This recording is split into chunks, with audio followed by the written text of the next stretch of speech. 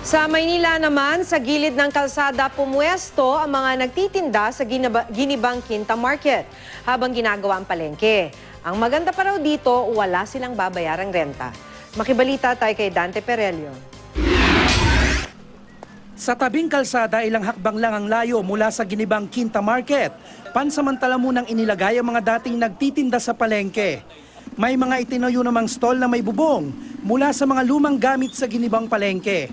Dati, 120 pesos kada araw ang bawat espasyong binabayaran ng mga vendor dito sa Quinta Market. Pero simula ngayong araw, hindi na muna sila sisingilin hanggang hindi pa natatapos ang ipinapagawang bagong Quinta Market. Malaking bagay po yun sa amin dito sa labas kasi marami po dito sa mga kasamahan namin. Halos talaga hindi kumikita.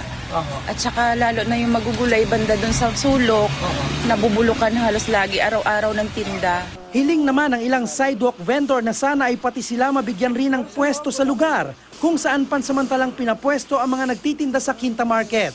Unang inalmahan ng ilang vendor sa iba't ibang palengke sa Maynila ang planong pagsasapribado ng mga palengke.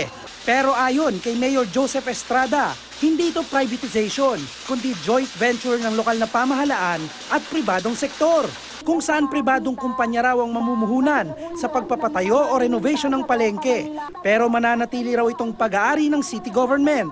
Ayon pa kay ERAP, ang pagsasaayos ng mga palengke ay bahagi ng kanyang programa para mapaghandang muli ang lungsod ng Maynila. Dante Perelio, GMA News.